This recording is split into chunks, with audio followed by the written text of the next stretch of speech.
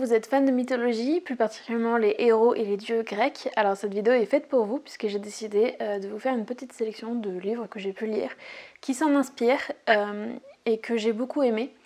Comme je suis moi-même une grande fan de mythologie grecque, je me suis dit que ça pourrait être sympa de vous les partager. Donc normalement ce sont que des livres dont j'ai parlé sur la chaîne, mais autant vous faire une vidéo pour synthétiser un peu tout ça. Vous avez donc 4 romans qui parlent de choses diverses et variées dans la mythologie grecque. Il n'y aura pas que de la guerre de Troie, je vous le promets. Mais c'est parti. Pour commencer, le premier livre qui m'est venu à l'esprit quand j'ai préparé cette sélection, c'est Troie ou la trahison des dieux de Marion Zimmer Bradley, que je vous ai chroniqué il y a peu sur ma chaîne, et sur le blog aussi. Ça se passe pendant la guerre de Troie, donc niveau mythologie grecque, on y est, on est en plein dedans. Mais du point de vue de Cassandre, qui est donc une héroïne, si vous ne la connaissez pas, c'est donc une prophétesse d'Apollon, qui avait prédit la chute de Troie, mais que personne ne croyait puisqu'elle a été maudite par Apollon. Il n'a pas pu lui retirer le don de la voyance, mais par contre il a fait en sorte que personne ne la croie, ce qui la pousse à s'exiler un peu de tout le monde puisqu'elle énerve un peu tout le monde.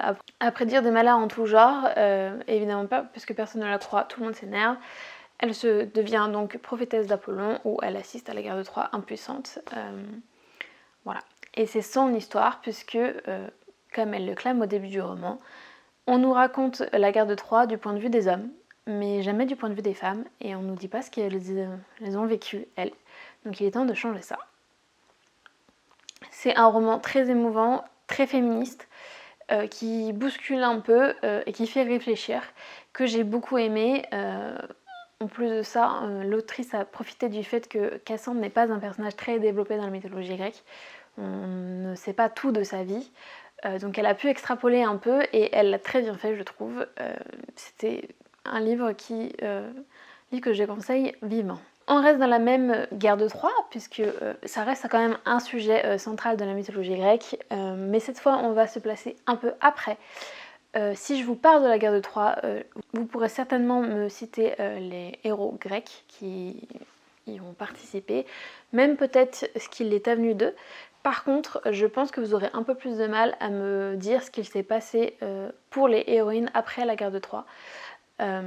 Et donc, dans le roman Le silence des vaincus de Pat Baxter, on suit Briséis, qui est devenue la captive d'Achille, en cadeau si vous voulez, en récompense de guerre, c'est plus le terme.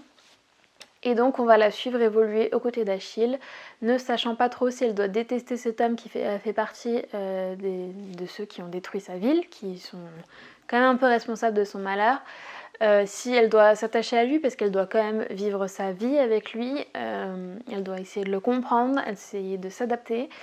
Donc c'est un peu son récit et il me semble qu'elle nous parle un peu de ce qui s'est passé pendant la guerre aussi, de son point de vue. Encore une fois, un roman très féministe mais très intéressant et très touchant de ce que je me rappelle. Ensuite, on va s'éloigner un peu de la guerre de Troie cette fois-ci puisque je peux parler de Circé de Madeleine Miller.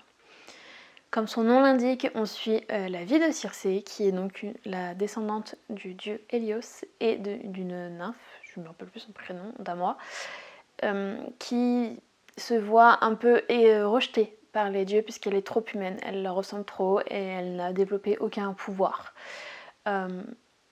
Mais elle est devenue sorcière, donc a un peu appris à faire de la magie sans pouvoir, en se débrouillant, ce qui va la conduire à utiliser justement ses pouvoirs de sorcière contre Zeus, ce qui va l'énerver fortement et donc va la condamner en exil sur une île où elle va devoir se débrouiller toute seule, apprendre à vivre indépendamment en tant que femme. À cette époque c'est un peu compliqué, ce qui ne va pas plaire à tout le monde puisque elle va devenir un peu une légende, c'est-à-dire que sur cette île il y aurait un monstre, je ne sais pas, mais en tout cas c'est juste une femme qui sait se débrouiller toute seule et ça fait peur à cette époque-là.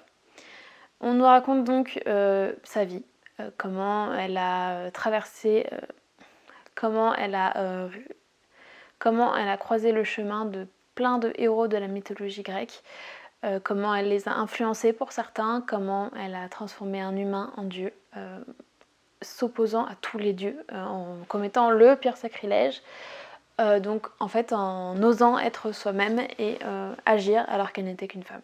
Donc encore une fois, vous vous en doutez, très féministe, mais pas de la même manière que les autres. Là on est sur un récit de vie qui, je dois l'admettre, n'a pas été autant un coup de cœur que les autres, mais qui a son charme à sa façon, puisque on est vraiment aux côtés de Circé, on s'attache à cette personne, on la voit grandir depuis bébé jusqu'à la fin de son histoire, et on est à ses côtés, on la suit, on s'émeut pour elle, on s'offense pour elle aussi, donc ça reste une histoire très intéressante que je conseille vivement. Pour finir, on va parler d'une saga, plutôt de 2 sagas en fait, puisque je parlais d'Hadès et Perséphone de Scarlett Sinclair. Je dis bien 2 sagas puisque ce jour il existe la saga principale Hadès et Perséphone, mais aussi la saga Hadès, qui est donc la saga compagnon, puisque c'est la même chose mais du point de vue d'Hadès, alors que la première est du point de vue de Perséphone. Cette saga revisite librement le mythe de Hadès et Perséphone, Hadès étant le roi des enfers, Perséphone étant la fille de Zeus et de Déméter, qui, alors, dans la mythologie grecque, a été enlevée par Hadès pour l'avoir emmenée aux enfers, ce qui a déclenché le courroux de sa mère qui cherche désespérément à la retrouver. Dans cette saga-là, il est clair qu'en fait, Perséphone y allait, disons, volontairement dans les enfers, puisque c'est donc une romance. Assez spicy, je vous préviens, donc pas adaptée aux plus jeunes. Mais dans cette saga-là, Perséphone se cache sur Terre, veut devenir journaliste, se cache de tous, elle ne veut pas que tout le monde découvre qu'elle est une déesse, elle veut apprendre à vivre comme les humains, et voilà, ça ne l'intéresse pas du tout d'être une déesse. Au grand désespoir de sa mère, qui, elle, veut qu'elle embrasse sa situation.